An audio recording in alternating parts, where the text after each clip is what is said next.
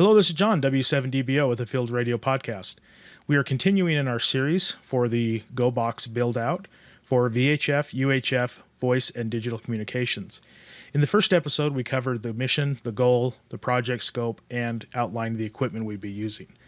Now, in this second episode, we're going to be doing a rough box layout of the components and then looking at the wiring diagram and system requirements.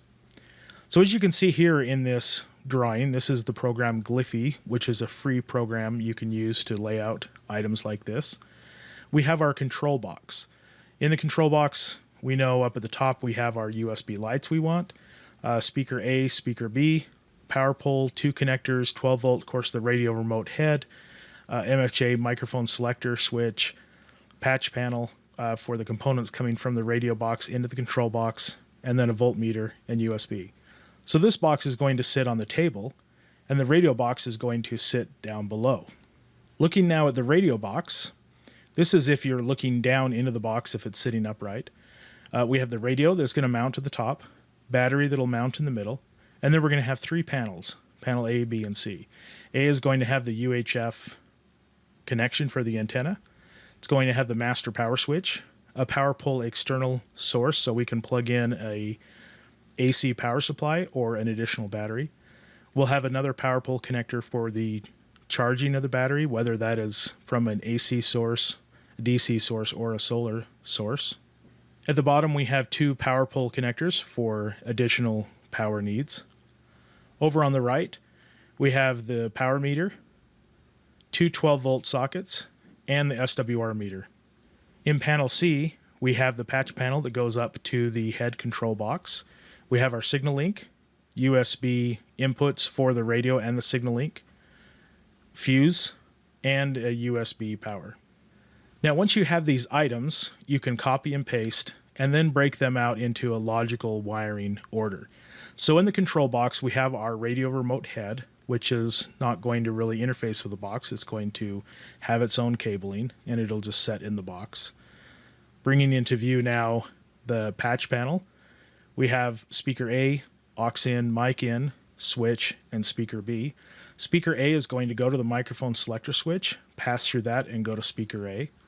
The aux in is also going to come in the MFJ microphone selector switch and then stop there.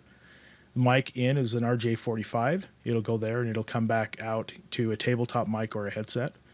There is a foot switch or hand switch capability with this microphone selector switch from MFJ. So we'll have that port there. And then speaker B is going to go directly to speaker B because this switch does not support an A and B audio. You can do the aux in, which blends the audio, but we don't want to do that. So we'll take speaker B straight to speaker B.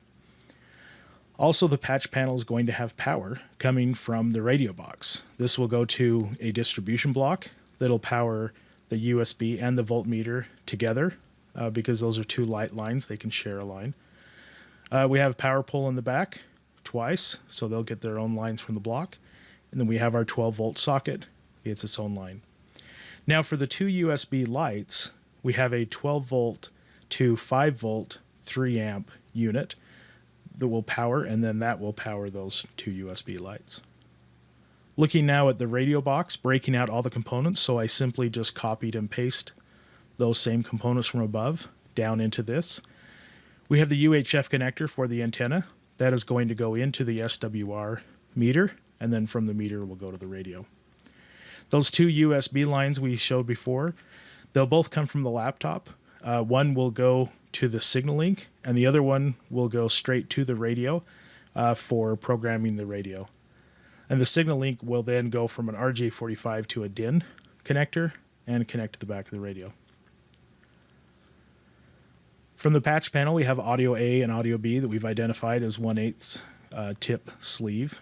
And so there's those 2 lines that'll go to the radio. And then also the RJ45 microphone will come from the patch and go into the radio. Now looking at our power source, our power pole external power, once again this can come from another battery or it can come from a power supply. That will go to the switch, and this switch is a double pole, double throw switch. The line coming in for the charger. Once again, this can be AC charging the battery or solar charge. We'll go to the battery, and then there's a second line coming out of the battery. They'll go to the switch.